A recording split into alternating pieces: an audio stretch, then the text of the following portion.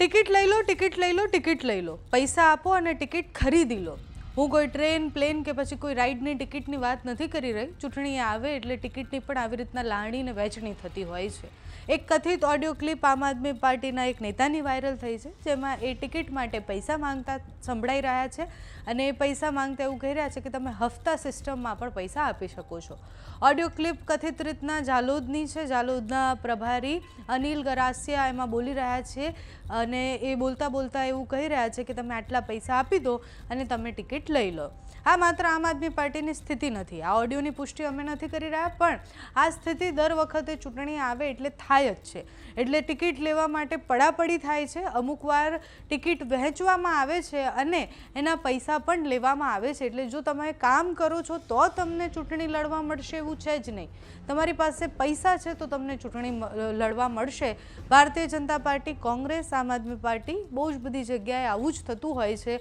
Audio clip જે viral થઈ છે એના પછી અમે અનિલભાઈને ફોન પણ કર્યો. એમનું સ્પષ્ટીકરણ આવવું પણ ખૂબ જરૂરી છે, કારણ કે જો એમની ઓડિયો ક્લિપ છે તો એ શું કહી રહ્યા છે, ખરેખર એ કોઈ પાસે પૈસા માંગતા હતા કે કેમ, ઓડિયો ક્લિપ કેવી રીતના વાયરલ થઈ છે, એ સામે બોલતા વ્યક્તિ કોણ છે.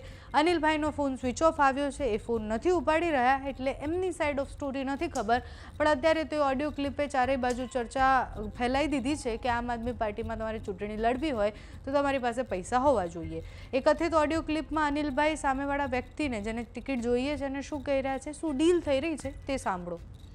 એટલે આમ પાર્ટીએ સીધી વસ્તુ કીધું છે કે તમે એક 50 તમારે એડવાન્સમાં આપી દેવાના છે, 50 જ્યારે નામ ડિક્લેરેશન થાય તેની પછી આટલો પાર્ટી ભરોસો વિચાર મુકાય નહીં નહીં એ છે. પણ અનિલભાઈ આમાં છે બીજી વસ્તુ એમ છે કે એ જ પૈસા તમને પાછા ચૂંટણી લડવા માટે પાર્ટી બરાબર.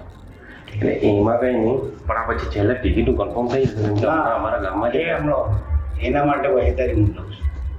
કેમ કે હવે દેખો ટિકિટો માટે 4 ને 5 ટિકિટ લઈને બી લોકો ગણવાના છે. નહીં એ તો છે. એટલે અમારે કેવું છે, હમણાં પેલું ચાંદા વિધામાં બી હવે આવે છે ને બધા બરાબર સીધા મોઢેથી બોલતા બી નહીં. હા, હવે માહોલ આમ થઈ ગયું છે.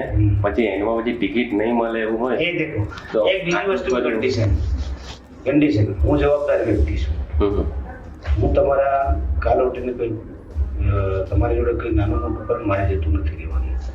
હું તમને ગાઈડલાઈન આપતો હોય, કાલ ઉઠીને નહીં હોય તો તમને પાછો રિટર્ન બી તમને કરવા માટે ના એની વાત નહીં હોતી. બીજી વસ્તુ એ છે કે મારા કેટલાક ઉપર લેવલ પાર્ટીની સિસ્ટમમાં વાતચીત થતી હોય એટલે તમને કહેતો હું મારા હિસાબ દેખો આ વસ્તુમાં એક પણ મારા હિસાબ નથી લેવાનું. એ વસ્તુ નહીં, એ તો એમાં તો કેટેબલ ધોની ભાઈને પણ પેલું કન્ફર્મ મારે ટિકિટ એ કન્ફર્મ માટે મેં તમને વાત કરી.